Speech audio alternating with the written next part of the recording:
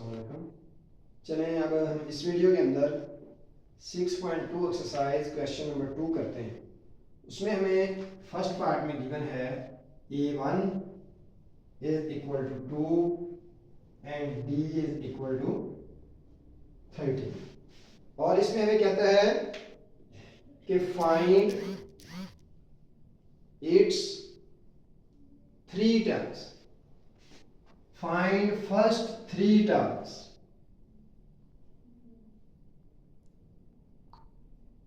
इसकी 3 terms find करने के लिए एपी के अंदर हमारे पास 2 पैटर्न है इस क्वेश्चन को हल करने के लिए।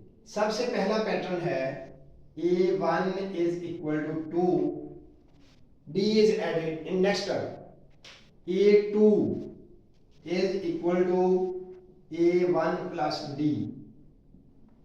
इसका आंसर हमारे पास हो जाएगा जब हम इसमें वैल्यूज रिप्लेस करेंगे। a1 is 2 and d is 13, answer is 15।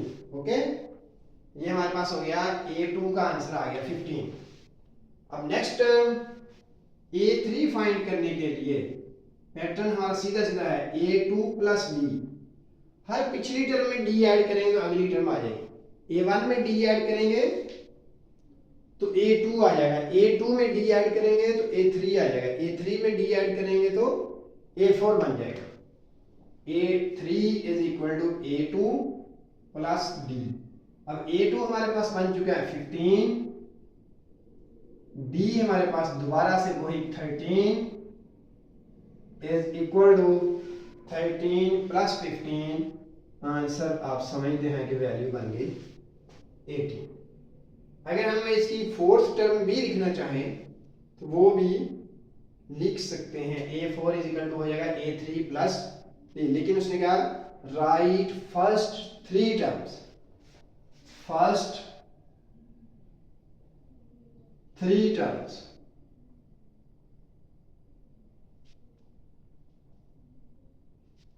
और फर्स्ट टर्म हमारे पास है 2, नेक्स्ट है आगे 15, उससे नेक्स्ट है 28।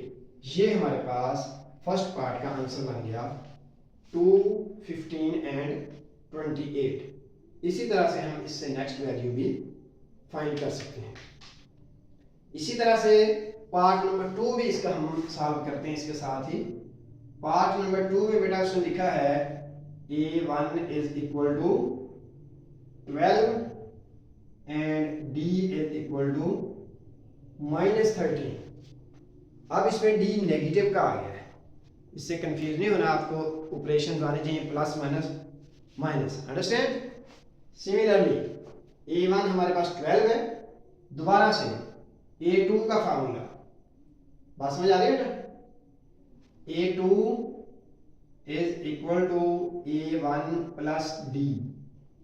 इसमें वैल्यू पुट करेंगे इस पार्ट के अंदर। a1 की वैल्यू है 12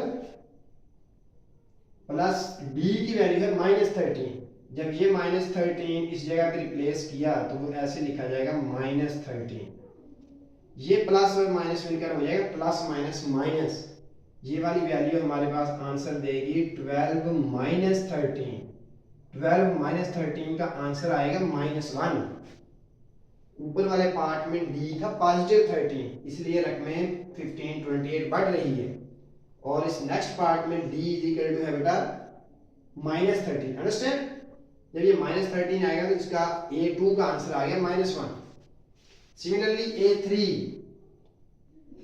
हाँ जी बात समझ आई?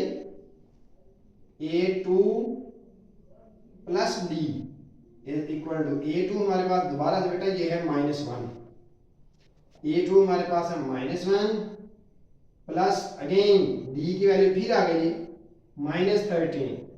ये बन जाएगा -1 -13 इज इक्वल टू -1 -13। आंसर क्या आएगा कादरमन? -14। हाँ जी, इसका आंसर बेटा बन गया -14। इसकी रिक्वायर्ड 3 टर्म्स क्या बनी?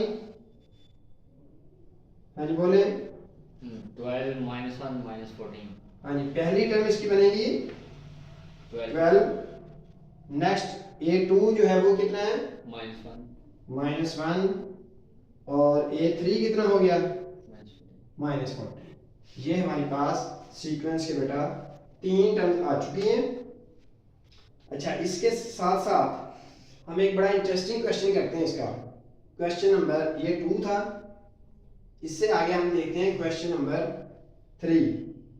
क्वेश्चन नंबर 3 में उसने कहा कि find en+1 and a2n if an is equal to 4 plus 3n, an is equal to 4 plus 3n। इसको रेस करने के बाद हम तीसरा पार्ट भी इसके साथ ही सॉल्व करते हैं। ये हमारे पास बेटा आ जाएगा। हाँ जी, आपको समझ आ रही है? वीडियो देखने वालों से एक गुजारिश है कि हमारे चैनल की वीडियोस को देखें। इंशाल्लाह आपको बेटा मैथ समझ आना शुरू हो जाएगा। मैथमेटिक्स एक ऐसी चीज़ है जो पढ़ते पढ़ते आती है, पढ़ते पढ़ते और लिखते लिखते आती है। अगर आप पढ़ेंगे नहीं, लिखेंगे नहीं तो मैथ नहीं आएगा। आपने वीडियो को देखना है।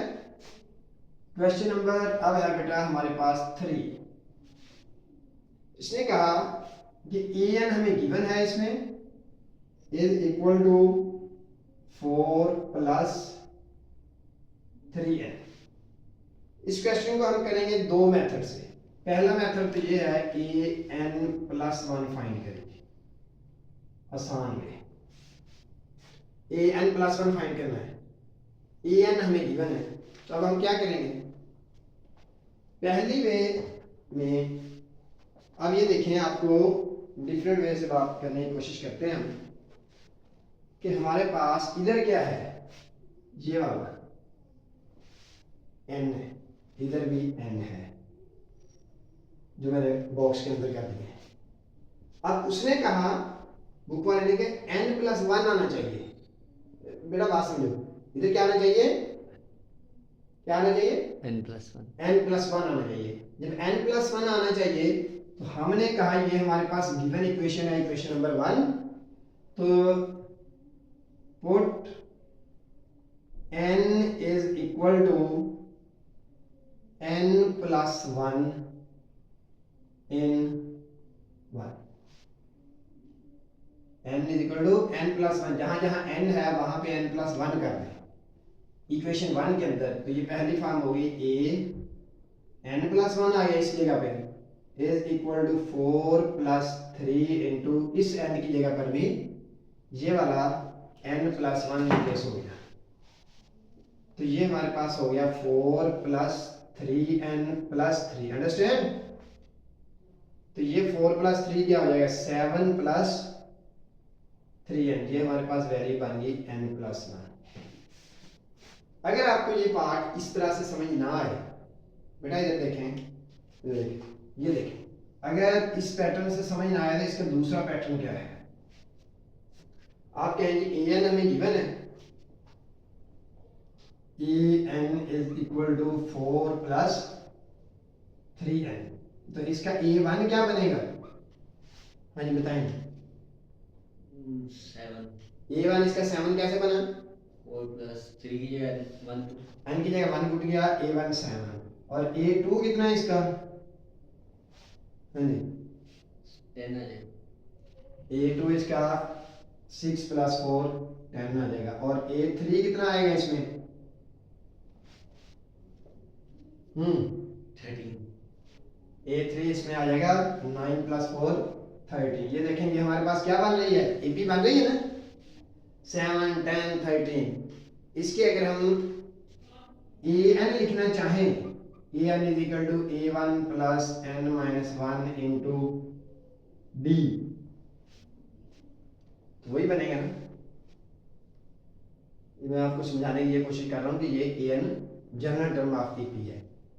अब अगर इसमें इस फॉर्म में भी निकल सकता है, इस n की जगह पर अगर हमने ये कर दिया an+1 इज इक्वल टू क्या हो जाएगा, इधर n+1 आएगा तो क्या हो जाएगा a1 प्लस 1 और 1 कैंसिल, ऐसे n+1 -1 इंटू डी, ये 1 और ये -1 कैंसिल हो गया। जो काम इधर हमने किया ना n इजिकल टू n+1, वही काम इस फार्मूले में भी कर सकते हैं n इजिकल टू n+1। तो इसमें a1 की बजाय क्या आ जाएगा, अब इस तरह से भी हो सकता है n+1, a1 की जगह पे आएगा बेटा 7 प्लस इधर क्या है n और आगे d कितना है 3। जब इसको मल्टीप्लाई करेंगे तो ये भी क्या बन जाएगा, 3 से मल्टीप्लाई होगा इस तरह से, तो 7 + 3n ही बनेगा ना। अगर किसी बच्चे को ये वाला पैटर्न मुश्किल लगे तो इससे कर ले, जिसको ये मुश्किल लगे तो पैटर्न 1 से कर ले, जिसको दोनों मुश्किल लगे तो दोनों से कर ले। अंडरस्टैंड? ऐसे ही है ना। तो अब आपको ये क्वेश्चन समझ आना चाहिए। ये पार्ट अगर आपको समझ आ गया तो ठीक है, नहीं समझ आया तो इस वीडियो को दोबारा से देखना स्टार्ट कर दें।